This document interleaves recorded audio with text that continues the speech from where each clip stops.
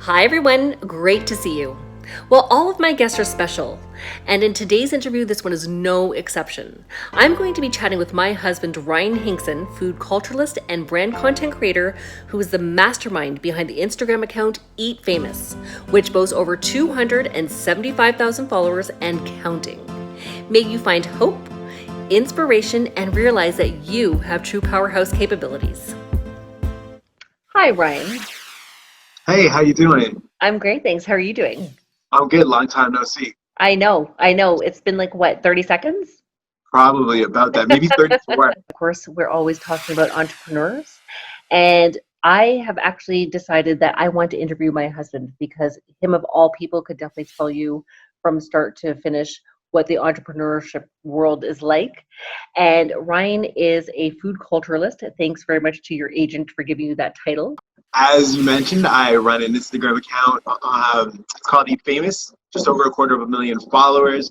In its simplest version, I run around the city and the globe, pre-COVID, Without me, obviously, without me. sometimes. I run around taking photos of food. I use those photos to promote restaurants. I use those photos to create content for brands who are trying to reach a new audience, who are trying to get certain messages out there. And I'm very fortunate to be doing it. It's a lot of fun.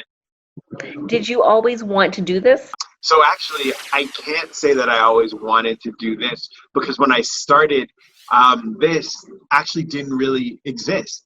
And I mean, didn't exist in terms of brands working with regular people who I guess are known as influencers or content creators to use social platforms to sell or promote their businesses. I had started out because I was working with a good friend of mine, Terry Diaram, on a business idea that he had that wanted to bring restaurants and customers a little closer. That led me down an uncharted path to social media. At that time, I didn't even have a social account of my own, not even Facebook, Twitter, nothing. But I had started just kind of getting into Instagram, becoming aware of it, and I felt that in a food related business, this really fast and growing plus very visual platform would be a good place to start with some branding. So that's how I ended up in the space. What are your favorite things and what are your least favorite things about being on social media? Okay, so in terms of one of my favorite things about being on social media is the fact that we've, for all intents and purposes, have access to anyone. I mean, I could literally DM Drake or Rihanna. I mean, they may not respond, but it's so connected and shrunk the globe that we have opportunities that are just beyond our wildest dreams, and the ability to communicate to people that may not be in your city and your social surrounding. So that I love. One of the things I don't really love about being on social media is, I guess, people will generate perceptions about you related on just what you've chosen to put out. And sometimes they forget that, these are very highly curated accounts where the messaging, the imaging, everything that's put out there is completely tailored and at the discretion of the creator. And a lot of times, sometimes people will take liberties or assume they know things about you that they may not, right? A common question that I get is, you eat all this food, how do you not weigh 300 pounds? Now, that question doesn't offend me, but again, I'm only showing you, the very indulgent parts of my diet or what I'm working with. So I think that's one of the scary things or the drawbacks is that sometimes people forget that, it's not a 24-hour surveillance camera. And then what I absolutely love about entrepreneurship is freedom of thought, freedom of idea. Sure, it's very hard work. You've got to really press on. You're only reliant on yourself. However, you dictate your pace, and your opportunity for success is really rooted in how much you put into it. Yeah. What I don't like so much about entrepreneurship is sometimes if you're not careful, you can lead yourself down a road of a lot of tunnel vision because you're so used to doing so much or making all of the decisions that you forget to lean in or sometimes ask for help. Yeah. And I mean, in terms of that, like, did you ever have a problem asking for help? Because some people do and some people don't. I think it's really subjective. It definitely depends on the personality. But regardless of what type of person you are, if you're starting a business, there's a lot of commonalities that people have in terms of like fearlessness. So Like, did you ever have a hard time reaching out to people if you didn't know something?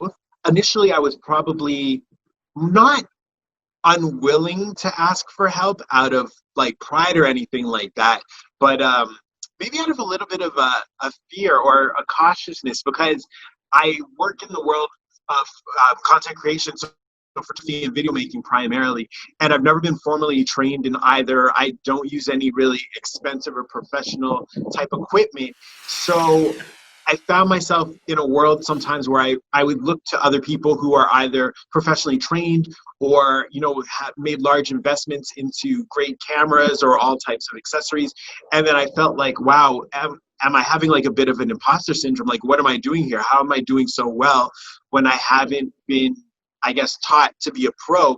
But I feel like being a pro has as much to do with your approach and your dedication as it does with formal training. So any trepidation I had regarding asking for help probably was based on a little bit of intimidation early on.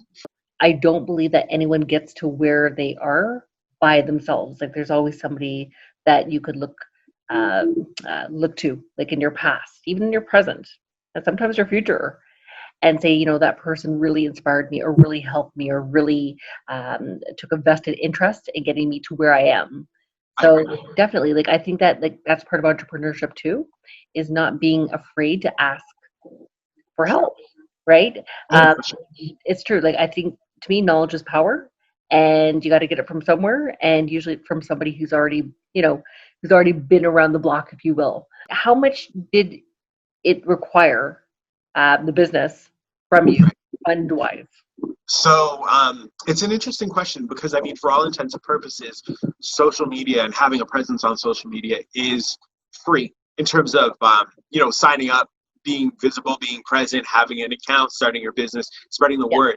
However, money does have to go in at first. When I started a food account and I wasn't known and my services weren't in demand, I was going to restaurants myself, yeah, footing the bill. I wasn't being invited by anybody. So, no one's going to pay me if I've got 12 followers and I'm just telling them, hey, you know what, I'm really, really great. So, yeah. you're going to take an initial investment in terms of surrounding yourself around the people that you need to be around, whether that's going to a conference or signing up for a course.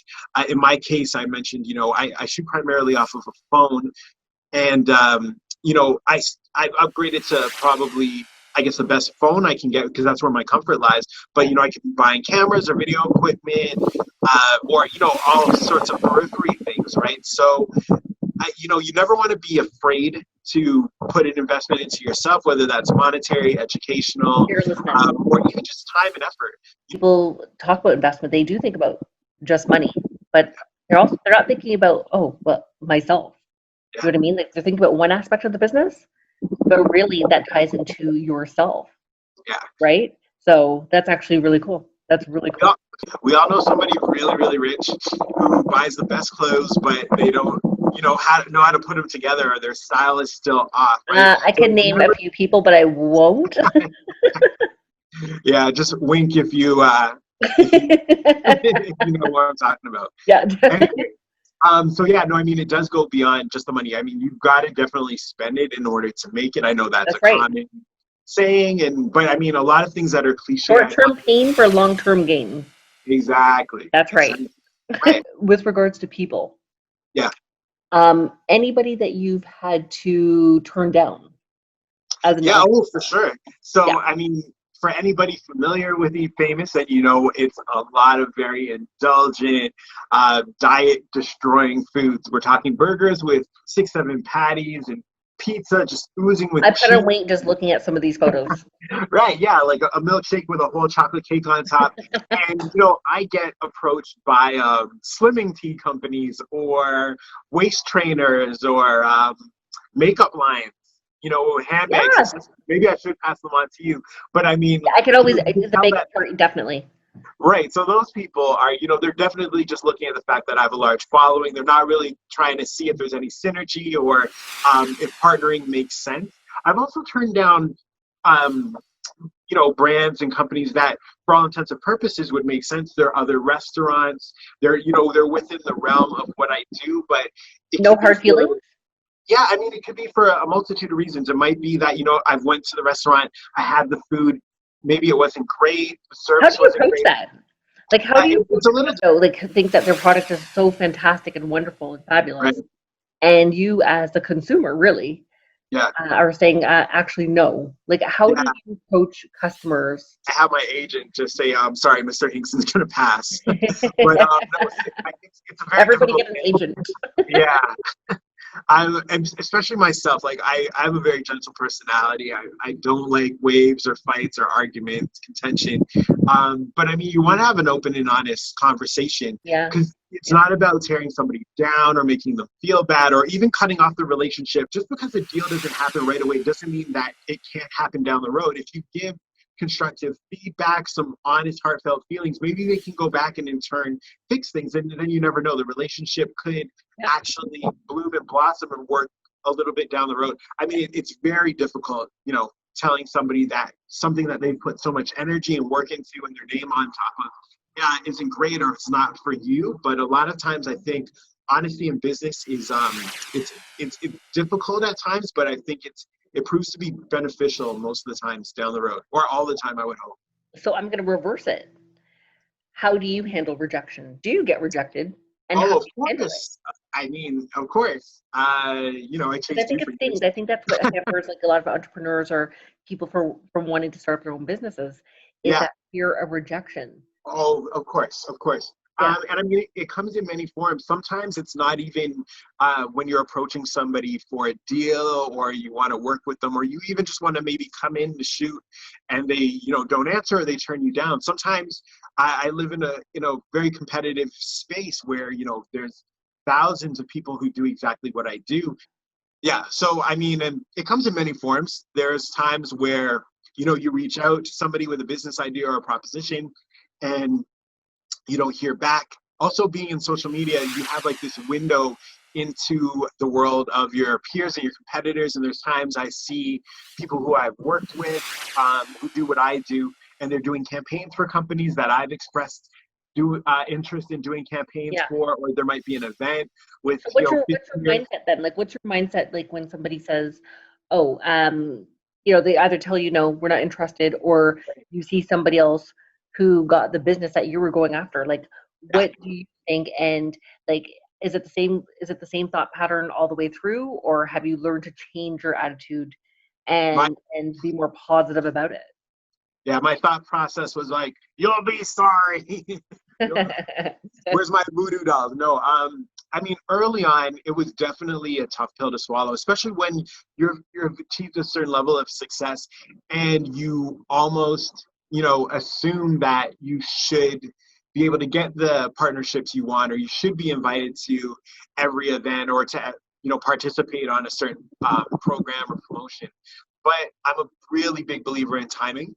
Nothing Timing is before it's time. everything. Yeah, Timing is absolutely truly nothing before it's everything. time. I've had a bunch of opportunities that it passed me by, and initially you're a little hurt, or you can be jaded, or you start to tear yourself down. You wonder if you're not good enough. Sometimes someone passing on you could be the biggest favor ever. Yeah. I had a situation a couple of years ago where I had filmed a couple tests for a pilot of a food show, Oh yeah. and was certain that I was going to get it, and was getting ready to try to see myself on television in a couple weeks, and it never happened. But I feel that if I had gotten it then, I don't know if I would be as ready as I am And I now. always I always tell you, that's the thing, like timing is everything, but I always tell you too, like, your time will come.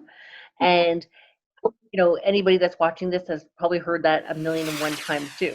But it's very true. Like timing is everything.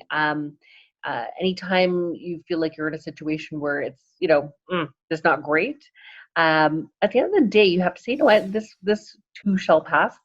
This is just a moment in time. This is going to make me stronger and better. And you have to look at it as a learning opportunity, really a learning opportunity about yourself. What's your biggest success? And what's your biggest, well, not so great of a moment? Right. Oh wow, my biggest Biggest success. success, biggest, um, again, I don't like the word failure. That's probably why I hesitated because the word failure Right. is not typically in, uh, you know, an entrepreneur's with Right. vocabulary. It's almost like, you know what, there's no such thing as failure. Yeah. So it's also changing that mindset, right? Yeah. Having built up my brand and my reputation to a level where people feel enough trust in me to have me influence the minds of young people and connect with them and speak with them, that shows me that I think I'm doing something right, or I've done something right. That's right. That's right. Oh, Any wow. words of inspiration that you have for entrepreneurs? Yeah, I would say that never dim your light. I think sometimes as entrepreneurs, we see ourselves and we're also seen as less than a business. And what I mean is like, if I walk into an Apple store, I expect a certain level of professionalism. I expect that, if I buy something that it's going to work. And then if it doesn't work, there's a process in place for that to be rectified. And I think a lot of times people feel like when they're dealing with entrepreneurs that that same level of professionalism or that accountability Hmm. or just, having something solid isn't necessarily the same. And I don't think that's necessarily true.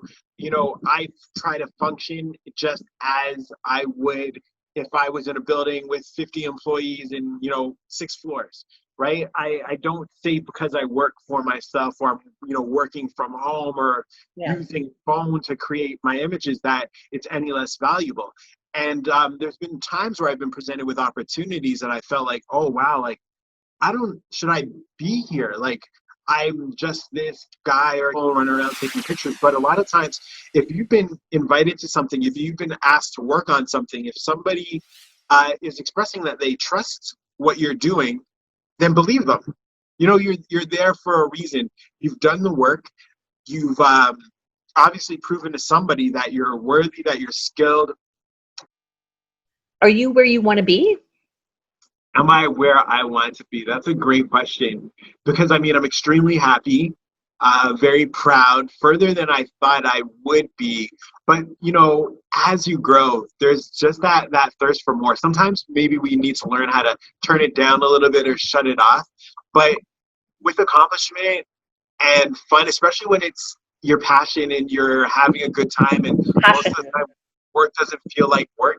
You want more. You want to see more, and so I'm not where I want to be. I'm at a great place, but it's always changing, and it's not trying to fill some kind of like unfillable void. I think it's just that, leaning into, I've done a lot of years where I feel like work was just work. Now I feel like work is contributing, not that, being on social media is this great gift, but I mean, people are happy or it's creating great experiences for myself, my friends, my family, Mhm. and it's opening me up as a person. Right.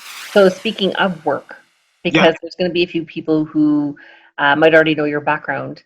yeah, So you work for a major company I on do. top of doing all of this fabulous work on the side as an I do. entrepreneur. How has your company responded to this?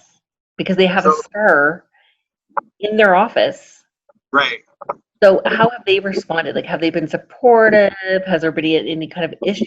Because I think too, like with entrepreneurs, a lot of people do have full-time jobs. I have a very small number of really, really good friends at work who know what I was doing from the start. Actually, shout out to my boy Leo, who actually taught me the ins and outs of social media. So I wouldn't have actually been able to do this without one of my former colleagues. But I kept it very, very discreet just because I didn't want there to be uh, the idea that there might have been a conflict of interest or that I was putting more into something on the side than I was at work. Um, And what you did they know, say? Like, what was their?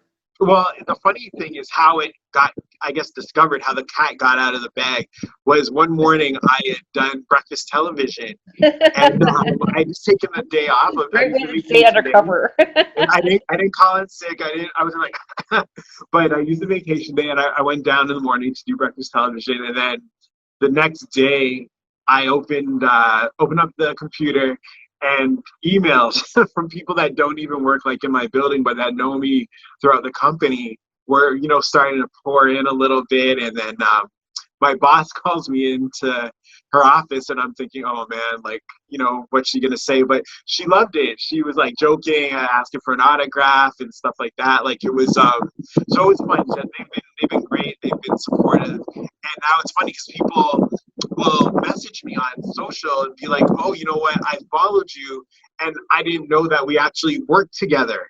So yeah, that's a crazy That's thing. So they kind of knew me cool. from social before knowing me at work, even though we may have worked together for longer. So Yeah. it's been a cool thing, but I know it's definitely something that entrepreneurs wrestle with. Right. Yeah. So it's finding that groove to be able to do And what it's you need to do. yeah. And it's definitely important for employers to be supportive Yeah. of employees' endeavors, right? So the thing I is, think like so. you said, like as long as they're doing 100%, like, do your thing, right? Um, so that's really good that your company was very supportive and you no longer have to hide like when you're going on TV. Yeah. That's a natural thing to do. Like, oh, I've got to be on TV tomorrow. I'm gonna have to Right. stay off. You Yeah. know, And I will say that there's definitely things I learned from my 9 to 5 that I implement into the Eat Famous world. And then there's skills and parts of my personality that have developed that have helped me thrive a little bit more at the regular job too. So, you can always like kind of take some water from one pool and fill the other one up and vice yeah, versa. yeah. Yeah.